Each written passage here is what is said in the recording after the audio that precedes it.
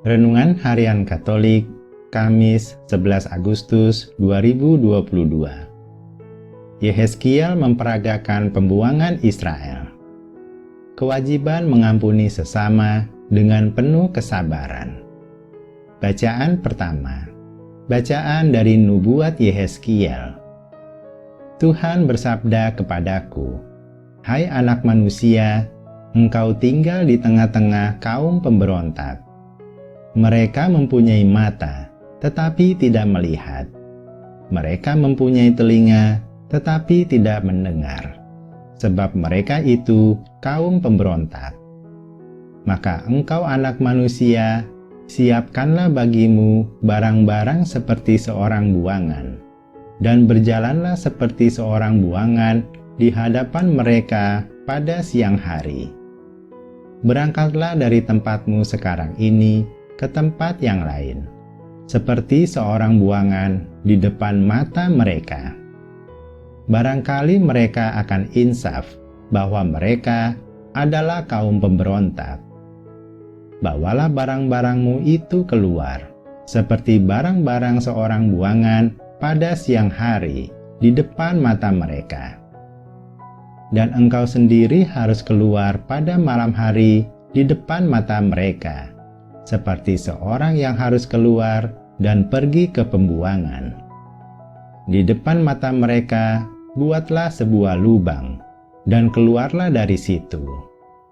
Di depan mata mereka, taruhlah barang-barangmu di atas bahumu, dan bawalah itu keluar pada malam gelap. Engkau harus menutupi mukamu, sehingga engkau tidak melihat tanah. Sebab aku membuat engkau menjadi lambang bagi kaum Israel." Lalu kulakukan seperti yang diperintahkan kepadaku. Aku membawa pada siang hari barang-barang seperti perlengkapan seorang buangan, dan pada malam hari aku membuat lubang di tembok dengan tanganku. Pada malam gelap aku keluar, dan di hadapan mata mereka aku menaruh barang-barangku ke atas bahuku. Keesokan harinya turunlah sabda Tuhan kepadaku, "Hai anak manusia, bukankah kaum Israel, kaum pemberontak itu, bertanya kepadamu, apakah yang kau lakukan ini? Katakanlah kepada mereka, beginilah sabda Tuhan Allah. Ucapan ilahi ini mengenai Raja di Yerusalem dan seluruh kaum Israel yang tinggal di sana. Katakanlah, aku menjadi lambang bagimu. Seperti yang kulakukan ini, begitulah akan berlaku bagi mereka. Sebagai orang buangan, mereka akan pergi ke pembuangan. Dan raja mereka akan menaruh barang-barangnya ke atas bahunya pada malam gelap, dan akan pergi keluar. Orang akan membuat sebuah lubang di tembok, supaya baginya ada jalan keluar. Ia akan menutupi mukanya, supaya ia tidak akan melihat tanah itu." Demikianlah sabda Tuhan. Syukur kepada Allah. Bacaan Injil. Inilah Injil suci menurut Matius. Sekali peristiwa, datanglah Petrus kepada Yesus dan berkata, "Tuhan, sampai berapa kali aku harus mengampuni saudaraku jika ia berbuat dosa terhadap aku? Sampai 7 kalikah?" Yesus menjawab, "Bukan hanya sampai 7 kali, melainkan sampai 70 kali 7 kali. Sebab hal kerajaan surga itu seumpama seorang raja yang hendak mengadakan perhitungan dengan hamba-hambanya. Setelah ia mulai mengadakan perhitungan, dihadapkanlah kepadanya seorang yang berhutang 10.000 talenta. Tetapi karena orang itu tidak mampu melunasi utangnya, raja lalu memerintahkan supaya ia beserta anak istri dan segala miliknya dijual untuk membayar utangnya. Maka bersujudlah hamba itu dan menyembah dia. Katanya, "Sabarlah dahulu, segala utangku akan kulunasi." Tergeraklah hati raja oleh belas kasihan akan hamba itu, sehingga hamba itu dibebaskannya, dan utangnya pun dihapuskannya. Tetapi ketika hamba itu keluar, ia bertemu dengan seorang hamba lain yang berutang 100 dinar kepadanya. Kawan itu segera ditangkap dan dicekik. Katanya, "Bayarlah hutangmu." Maka sujudlah kawan itu dan minta kepadanya, "Sabarlah dahulu, hutangku akan kulunasi." Tetapi ia menolak dan menyerahkan kawannya ke dalam penjara, sampai semua utangnya ia lunasi. Melihat itu, kawan-kawannya yang lain sangat sedih, lalu menyampaikan segala yang terjadi kepada tuan mereka. Kemudian raja memerintahkan memanggil orang itu dan berkata kepadanya, "Hai hamba yang jahat, seluruh utangmu telah kuhapuskan karena engkau memohonnya.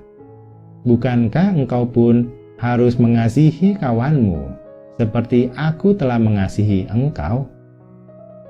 Maka marahlah tuannya dan menyerahkan dia kepada algojo-algojo sampai ia melunasi seluruh hutangnya. Demikian pula Bapakku yang di surga akan berbuat terhadapmu, jika kalian tidak mengampuni saudaramu dengan segenap hatimu. Setelah Yesus selesai dengan pengajarannya, berangkatlah ia dari Galilea dan tiba di daerah Yudea, di seberang sungai Yordan. Demikianlah sabda Tuhan. Terpujilah Kristus.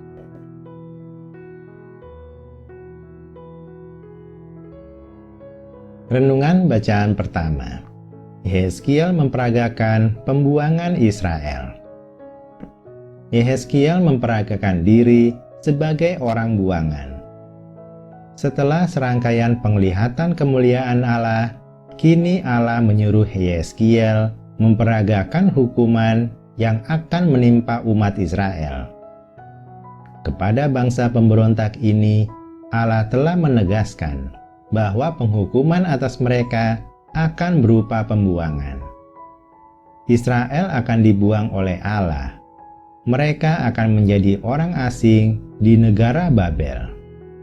Mereka akan diperbudak dan menderita di sana. Namun sebelum Allah menjatuhkan hukuman itu, Ia memakai Yehezkiel untuk memberikan peringatan kepada mereka.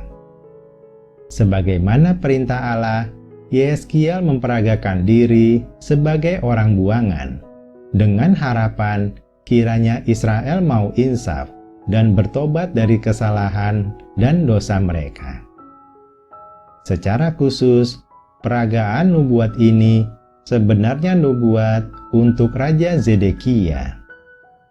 Pemimpin Israel yang jahat ini akan dipaksa untuk menjadi orang buangan dengan cara yang sangat menyakitkan dan memalukan. Peringatan untuk kita. Peringatan ini bukan hanya untuk Israel, tetapi juga untuk kita. Kita tidak berbeda jauh dengan bangsa Israel.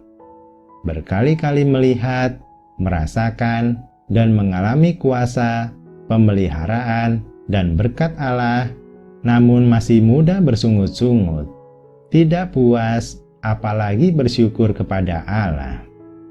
Bahkan kita menjauhkan diri dari Allah dan berpaling pada ilah-ilah lain, seperti menomorsatukan uang. Mari kita insaf dan bertobat. Kembali kepada Allah sekarang juga, saat pintu maaf serta pengampunannya masih dibuka. Renungan bacaan Injil. Kewajiban mengampuni sesama dengan penuh kesabaran. Ampunilah sesama karena kita sudah diampuni Tuhan. Kita semua melakukan dosa. ada yang akumulasi dosanya sangat banyak, dan ada yang masih sedikit. Kita sangat beruntung. Allah luar biasa sabar dan mengampuni setiap dosa umat-Nya yang datang memohon pengampunan.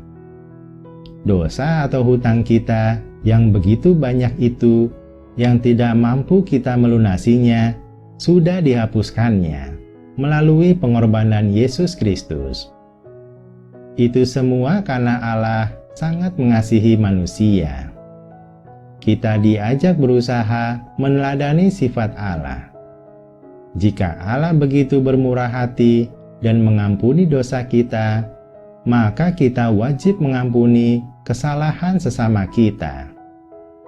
Jika kita egois, ingin diampuni namun tidak mau mengampuni sesama, maka Allah berkuasa mencabut pengampunannya dan menuntut kita melunasi hutang dosa.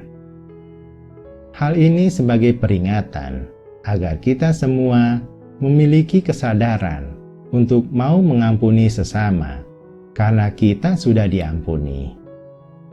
Apalah arti kesalahan kecil orang lain kepada kita dibandingkan dosa kita yang begitu banyak terhadap Allah?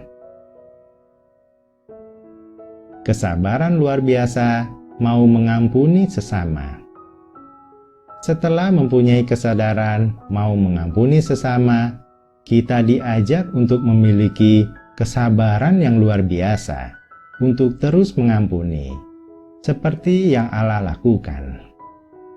Yesus menjelaskan kepada Petrus, kita harus mau mengampuni saudara kita sampai 70 kali 7 kali. Maksudnya, agar kita begitu sabar mau mengampuni.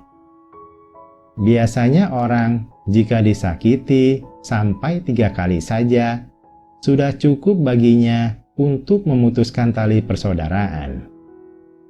Jadi jika ada sesama yang berulang kali melakukan kesalahan yang sama, kita harus mengampuni dia, sambil terus mengingatkannya jangan mengulangi kesalahan.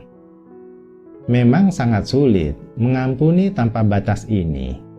Namun ingatlah, segala kebaikan yang kita lakukan adalah untuk Allah. Upah kita dari Allah, dan sadar kita pun juga sudah dimaafkan Allah berulang kali. Semoga kita semua belajar untuk tidak mengulangi kesalahan yang sama. Marilah kita berdoa. Ya Tuhan, terima kasih atas kasih-Mu yang begitu besar. Dosa kami yang begitu banyak Engkau hapuskan. Kami mau berkomitmen kembali kepadamu. Kami juga mau selalu mengampuni setiap orang yang bersalah kepada kami. Bimbinglah kami meneladani sifat-Mu yang begitu penyabar, pengampun, dan pengasih. Amin.